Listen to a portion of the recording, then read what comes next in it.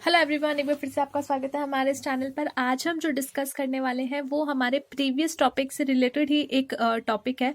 जो टॉपिक हमने हमारी प्रीवियस वीडियो में डिस्कस किया था, जो कि था आपका equity share and preference share का बीच में डिफरेंस, इन दोनों में क्या क्या डिफरेंस होते हैं, उसी से रिलेटेड आपकी ये वीडियो है। उसी से रिलेटेड क्यों है? क्योंकि आज की वीडियो में we are going to discuss about the difference between the debenture and shares, कि डिबेंचर एंड शेयर में क्या डिफरेंस होता है, उसके बारे में आज हम डिस्कस करेंगे हमारी इस वीडियो में।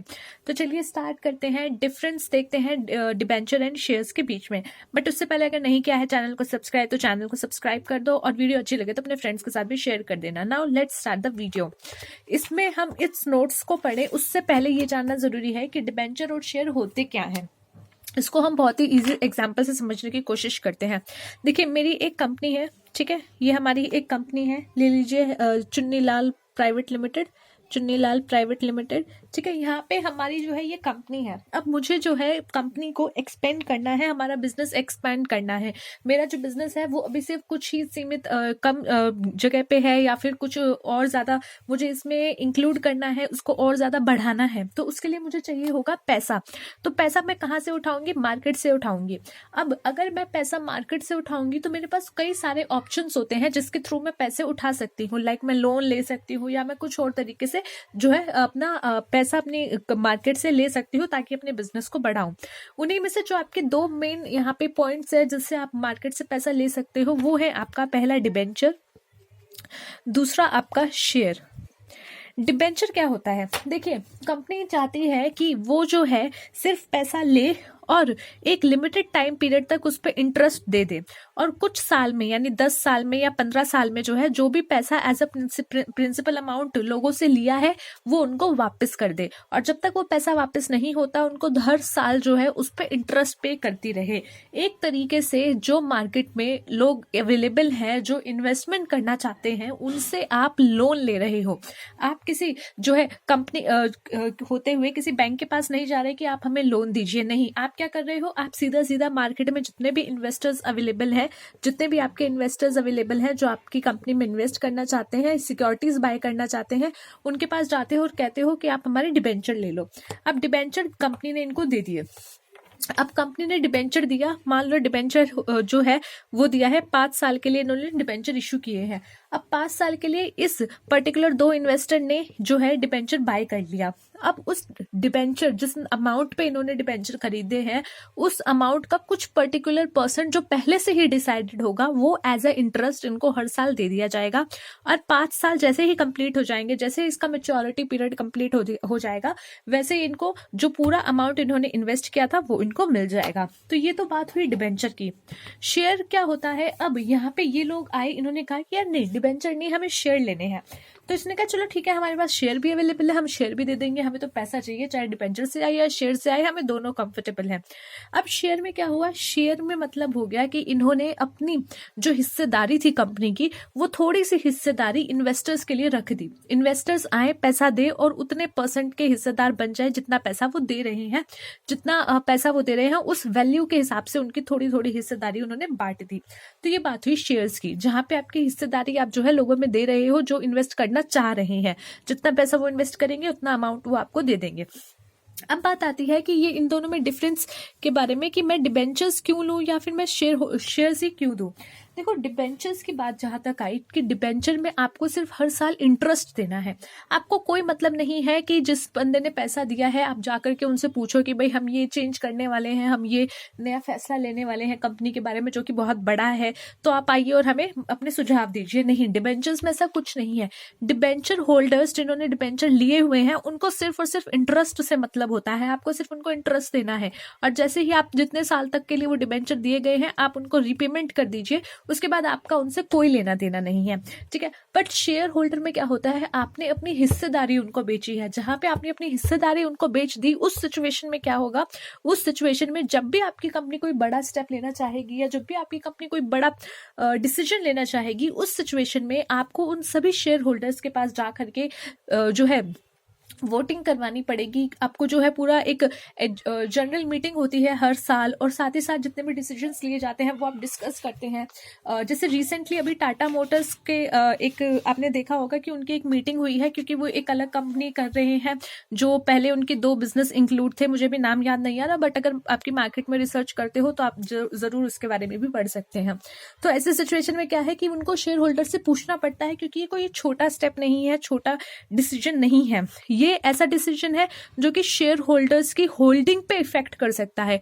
आप समझिए, अगर वो एक कंपनी है, वो अपना कंपनी का बिजनेस जो है अलग अलग कर रही है, शेयर्स को जो है उसमें भी इफेक्ट पड़ेंगे, तो शेयर होल्डर का जो प्रॉफिट है या शेयर होल्डर का जो इंटरेस्ट है उस पर भी इनडायरेक्टली जो है आपका जो है फर्क पड़ेगा।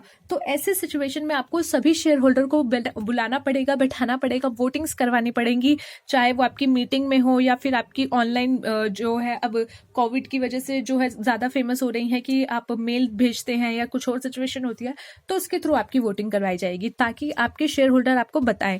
तो यहाँ पे मतलब क्या है कि हर सिचुएशन में या फिर जो हर इंपॉर्टेंट सिचुएशन में आपको शेयर होल्डर्स की जो है देखना पड़ेगा कि उनको तकलीफ ना पहुंचे, उनको भी ध्यान रखना पड़ेगा।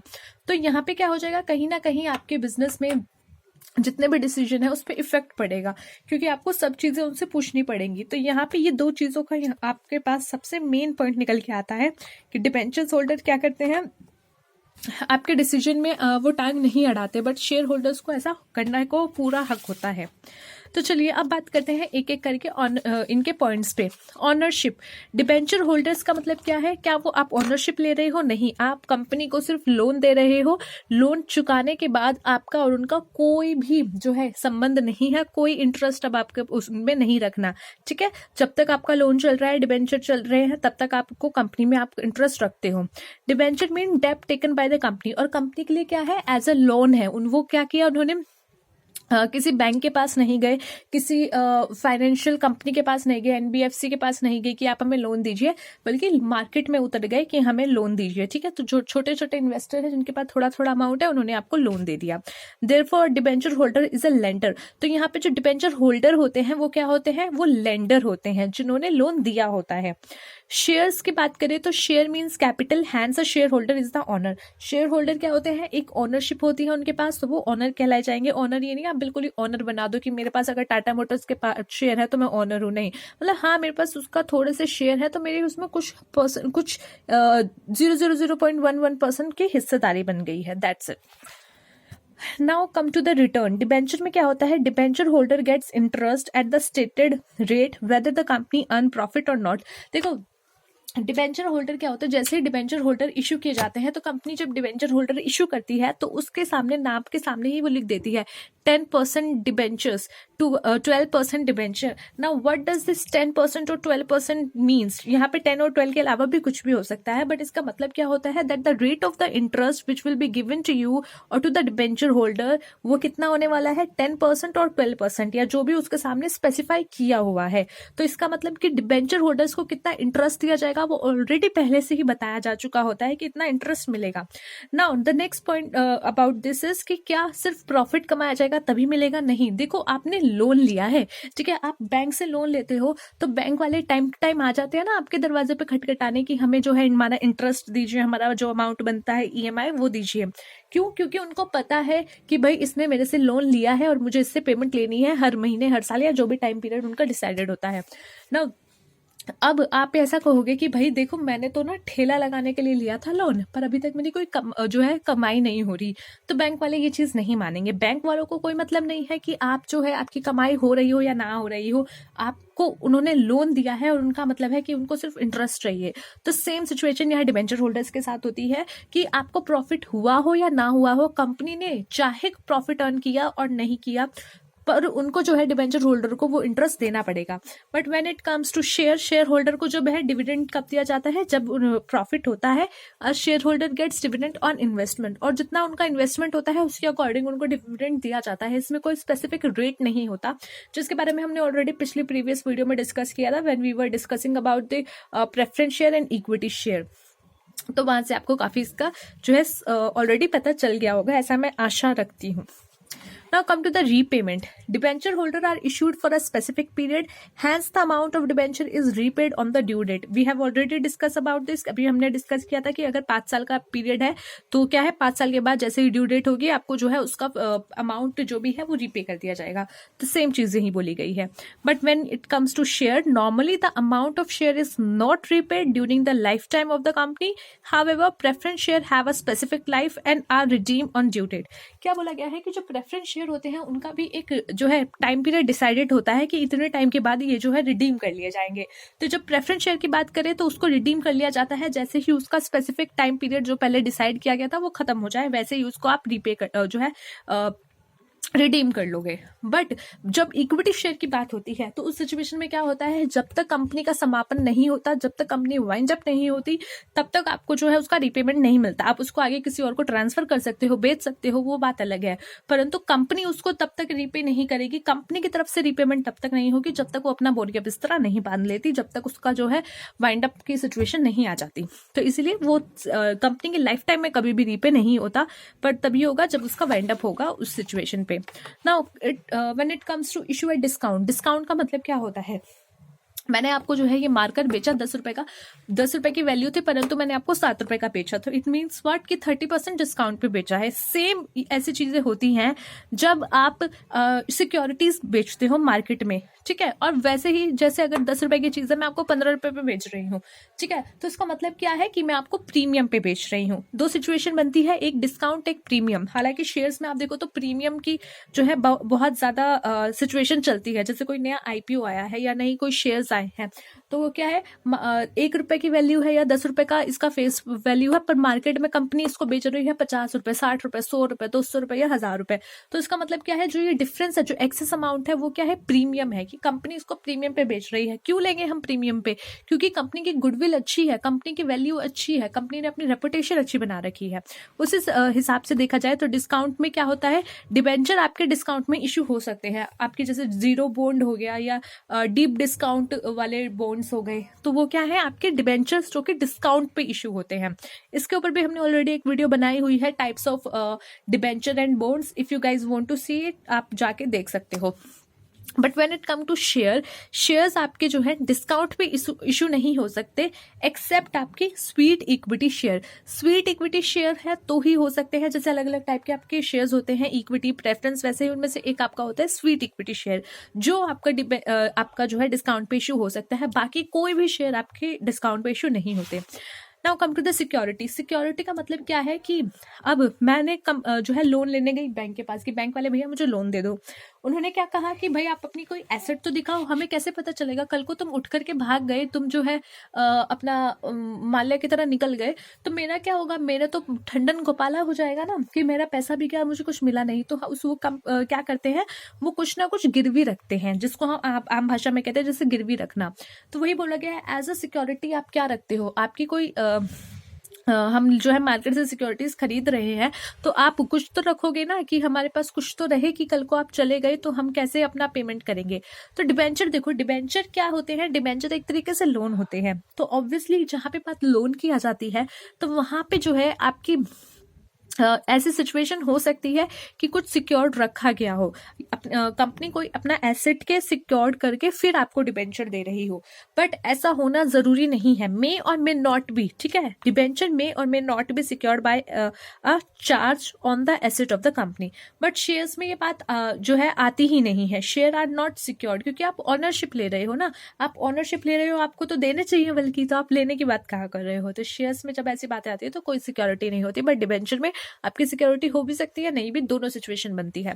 Now come to the convertibility. Convertibility हमने प्रीवियस वीडियो में भी डिस्कस किया था. कन्वर्टिबिलिटी क्या होता है, जब एक टाइम के बाद आप अपने शेयर्स को दूसरे टाइप के शेयर्स में कन्वर्ट कर रहे हो या आपके डिबेंचर कन्वर्ट कर रहे हो अपने शेयर्स में, उसके बारे में बात करते हैं कन्वर्टिबिलिटी में.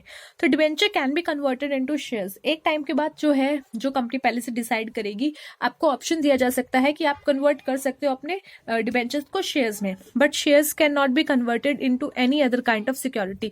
बट शेयर को किसी और टाइप की सिक्योरिटी में कन्वर्ट नहीं कर सकते. ध्यान दीजिएगा, यहाँ बात की गई है any other kind of security. ये नहीं बोला गया कि शेयर्स किसी और शेयर्स के टाइप में नहीं हो सकते।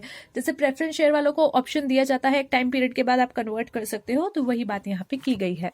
तो ये इसके बाद आता है वोटिंग राइट। वोटिंग राइट यानी जब आपकी कंपनी कोई बड़ा महत्वपूर्ण डिसीजन ले रही है या कुछ ऐसी डिसीजन है जिसमें आपकी साथ बात करना जरूरी है, तो आपको वोटिंग राइट दिया जाता है। डिबेंचर होल्डर्स को कोई वोटिंग राइट नहीं होता। आपको तो लोन दिया गया है ना, ठीक है, आपने अपने बिजनेस के लिए लोन लिया है किसी पर्टिकुलर एक बैंक से, XYZ बैंक से, ठीक है। अब ऐसा थोड़ी ना है कि आप अपनी कंपनी में कुछ नया चेंज करने जा रहे हो तो आप जाके बैंक वालों से पूछोगे कि भैया, बैंक वाले भैया, ये देखो ना, मैं ये करने जा रहा हूँ, मैं इस पर्टिकुलर पार्टी से कुछ परचेजिंग करने जा रहा हूँ, तो आप मुझे जो है अपना वोट देके मुझे बताओ। वो भी कहेगा चल पागल है क्या, तेरे को हमने पैसे दे दिए, हमारा काम खत्म, तू हमें इंटरेस्ट दे दे, तू अब आगे उसका कुछ भी कर। तो वो हमें मतलब नहीं है। सेम जो है डिबेंचर होल्डर्स के साथ होता है, उनको कोई वोटिंग राइट नहीं दिया जाता। बट जहाँ पे शेयर होल्डर्स की बात होती है, तो शेयर होल्डर वालों ने तो ओनरशिप खरीदी है ना आपके में, तो they have a right to attend and vote in the general meeting. तो उनको जनरल मीटिंग में अटेंड होने का भी राइट है एंड वोट करने का भी राइट है।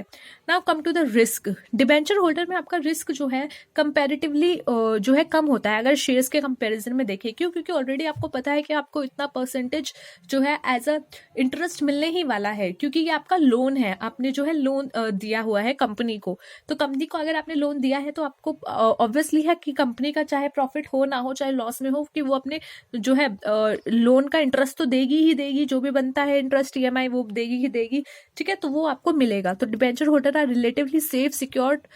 Debenture are almost risk free. Almost risk free है क्योंकि आपको पता है कि आपको रेगुलर इनकम होने वाली है। जैसे आप बैंक में FD करते हो, आपको पता है एक रेगुलर इनकम आने वाली है, तो इसी तरह ये भी एक रिस्क फ्री होता है। बट शेयर होल्डर्स में क्या है, वो ज्यादा ग्रेटर रिस्क वाले होते हैं। They can even loss the amount invested in share. और साथ ही साथ क्या हो सकता है कि आप जितना अमाउंट शेयर में इन्वेस्ट कर रहे हो, जो वो भी आपका जो है आप गंवा सकते हो। ये सिचुएशन आपकी बन सकती है।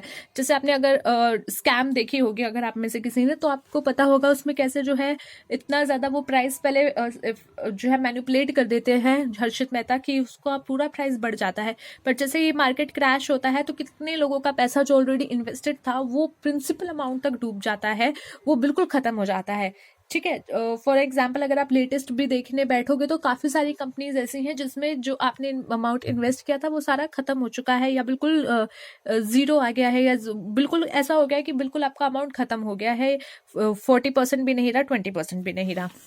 Now the next one is repayment of principal amount at the time of winding up. Winding up यानी कि जब कंपनी बंद हो रही है, खत्म हो रही है, तो उस टाइम पे जो आपका प्रिंसिपल अमाउंट था, जो आपने अमाउंट देकर के खरीदा था अपने सिक्योरिटीज, उसका रीपेमेंट। तो debenture is payment of debenture is made before the payment of share capital. अब देखो, आपने बिजनेस किया, ठीक है, आपने बिजनेस अब बंद कर रहे हो, तो आपके पास दो लोग आकर के खड़े हुए हैं, एक वो जिसने आपको लोन दिया था, एक आपका पार्टनर जो आपके बिजनेस में पार्टनर है, ठीक है, आप दोनों मिलकर के काम करते हो। तो आप किसको पहले जो है पैसा दोगे? ऑब्वियसली उस व्यक्ति को जिसको लोन देना, जिसने आपको लोन दिया था, क्योंकि वो आपकी देनदारी बनती है, तो इसलिए सबसे पहले उसको पेमेंट की जाएगी। Payment of debenture is made before the payment of share capital. और उसके बाद जो है आप शेयर कैपिटल या जो भी आपका पार्टनर था, यानी यहाँ पे एक पार्टनर का एग्जाम्पल लिया है, परंतु जो भी आपका शेयर होल्डर होगा, फिर उसके बाद आप उसको पेमेंट दोगे। तो ये था हमारा आज का टॉपिक, जिसमें we have discuss about the difference between the debenture and shares. I hope आपको समझ आया हो। और वीडियो में अगर कोई आपको लगा हो, कोई सजेशन आप देना चाहते हैं, तो प्लीज कमेंट बॉक्स में आप बता सकते हैं। Thanks for watching. मिलते हैं नेक्स्ट वीडियो में एक अगले टॉपिक के साथ।